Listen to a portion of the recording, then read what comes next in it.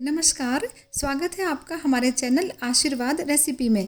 इस वीडियो के पार्ट 1 में हमने प्रोटीन के बारे में डिटेल में जाना था और इस वीडियो में हम जानेंगे कैल्शियम के बारे में। आमतौर पर सभी लोग कैल्शियम को दांतों और हड्डियों की मजबूती से जोड़कर देखते हैं, लेकिन कैल्शियम हमारे शरीर में और भी कई सारे महत्वपूर्ण कार्य करता है, जिसे जानना हम सबके लिए बेहद ही ज़रूरी है।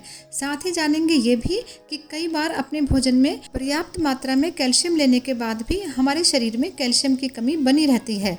ऐसा क्यों होता है, ये भी हम जानेंगे और साथ ही जानेंगे इस कमी को दूर करने का उपाय और जानेंगे कि विटामिन डी और कैल्शियम एक साथ ज़रूरी क्यों है।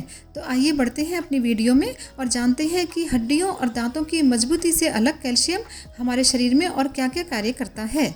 शरीर में चोट लग जाने पर जब कभी खून बहने लगता है तो ज़्यादा खून ना बह जाए, इससे बचने के लिए वहाँ एक खून का थक्का बन जाता है और इस कार्य में यानी खून का थक्का बनाने में भी कैल्शियम सहायक होता है। दिल की धड़कन को नियंत्रित करने में भी कैल्शियम की अहम भूमिका होती है। नर्वस सिस्टम के माध्यम से कैल्शियम हमारी मसल मूवमेंट्स में सहायता करता है। ये हमें हाई बीपी, डायबिटीज़ और कैंसर के खतरे से बचाता है। खून में घुला हुआ कैल्शियम सेल्स को हर पल एक्टिव बनाए रखने में ज़रूरी है। शरीर में कैल्शियम के इतने महत्व को देखते हुए हम एज वाइज कैल्शियम की डेली नीड्स और उसके सोर्सेज की भी पूरी जानकारी यहाँ दे रहे हैं। प्रेग्नेंट लेडीज़ और दूध पिलाने वाली माओं को इसकी थोड़ी अधिक आवश्यकता होती है, जैसा कि आप देख पा रहे हैं। डिफरेंट फूड आइटम्स में कितना कितना कैल्शियम होता है ये आप स्क्रीन पर देख रहे हैं।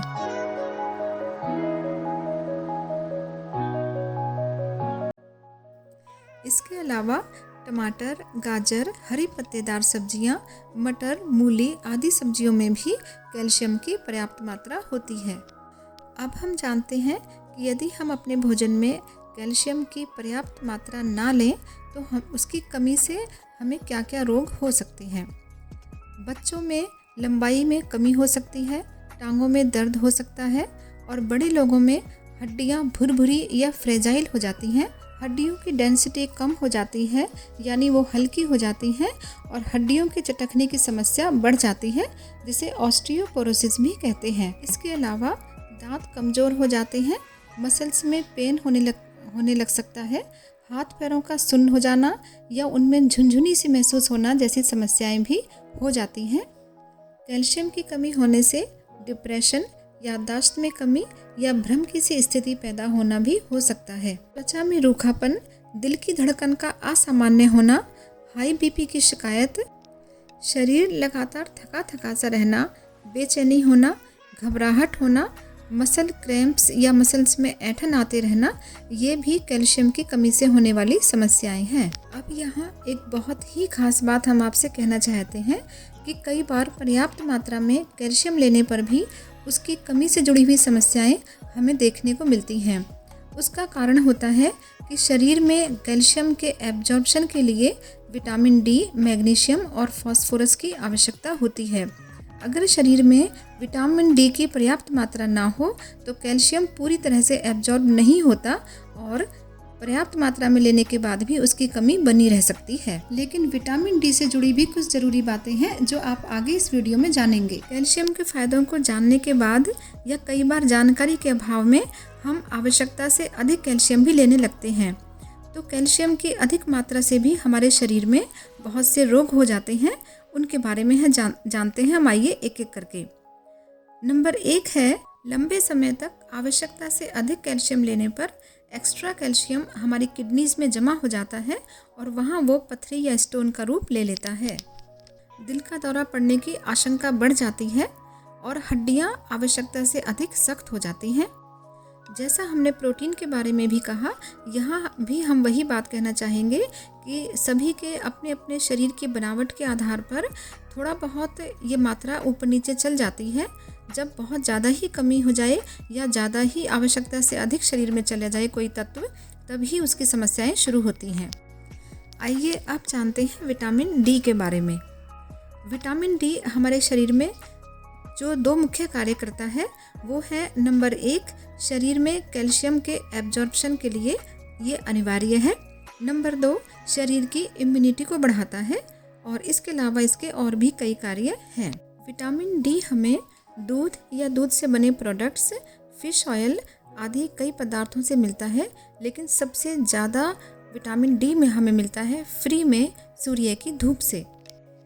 विटामिन डी का मेन सोर्स सूर्य का प्रकाश ही है। सूर्य के प्रकाश में अल्ट्रावायलेट या पराबैंगनी किरणें जो होती हैं वो 2 प्रकार की होती हैं, एक UVA और दूसरी UVB।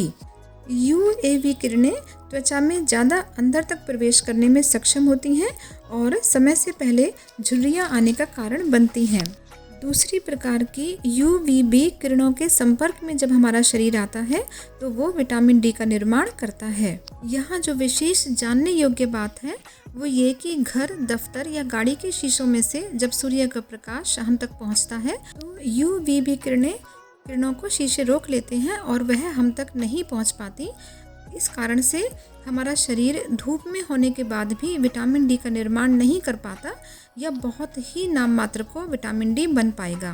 तो आगे से आपको क्या विशेष ध्यान रखना है कि जब भी आप अपने घर में धूप में बैठें तो केवल पर्दे ही नहीं, आपको खिड़की के शीशे भी खोलकर रखने हैं, तब धूप में आपको बैठना है। अब जानते हैं कि यदि हमारे शरीर में विटामिन डी की कमी हो जाए तो हमें क्या क्या समस्याएं होती हैं। टांगों और जोड़ों में दर्द होता है, सुस्ती रहती है, थकावट रहती है शरीर में, कमर में दर्द रह सकता है, हमारी इम्यूनिटी कमज़ोर पड़ जाती है, डिप्रेशन हो सकता है, हड्डियाँ खोखली, कमज़ोर और टेढ़ी मेढ़ी हो जाती हैं। अब यहाँ हम आपको एक बहुत ही विशेष जानकारी देना चाह रहे हैं जिसके बारे में बहुत सालों से डॉक्टर्स बताते आ रहे हैं, न्यूज़पेपर्स और मैगजीन्स में आर्टिकल छपते आ रहे हैं, तो वो ज़रूरी जानकारी हम आप तक पहुंचा रहे हैं। आजकल सनस्क्रीन क्रीम का यूज़ बहुत ही अधिक बढ़ गया है, लेकिन स्टडीज़ के हिसाब से इस क्रीम को त्वचा पर लगाने के बाद सूर्य की UVB किरणें त्वचा तक नहीं पहुंच पाती, जिससे हमारा शरीर विटामिन डी नहीं बना पाता। केवल 5-7% विटामिन डी ही वो बना पाता है। इसलिए विज्ञापनों के प्रभाव में ना आए और अपनी सूझबूझ का इस्तेमाल अवश्य करें। दूसरी बात यह है कि हमारा शरीर अधिक से अधिक विटामिन डी बना सके, इसके लिए अपने शरीर में बैक यानी कमर को भी धूप लगाएं और कम से कम वस्त्र पहनकर धूप में खड़े हों कुछ समय के लिए। ऐसी क्रीम्स में हानिकारक केमिकल्स तो होते ही हैं, साथ में वो विटामिन डी को बनने से भी रोकती है। तो मेरा आपसे विनम्र अनुरोध है कि इनका यूज सोच समझकर ही करें और इस जानकारी को अपने घर में सभी के साथ शेयर करें और अपने फ्रेंड सर्कल में भी सभी को इसके बारे में बताएं। धूप से बचने के लिए पूरी बाजू के कपड़े पहनें, एक अम्ब्रेला हर समय अपने पर्स में रखें और हैट, कैप या दुपट्टे का इस्तेमाल करें। अगर आपको वीडियो में दी हुई जानकारी अच्छी लगी हो तो कमेंट सेक्शन में जाकर हमें ज़रूर बताएं और हमारी वीडियो को लाइक करें, सभी अपनों के साथ शेयर करें और हमारे चैनल को सब्सक्राइब करें। आपका दिन शुभ हो।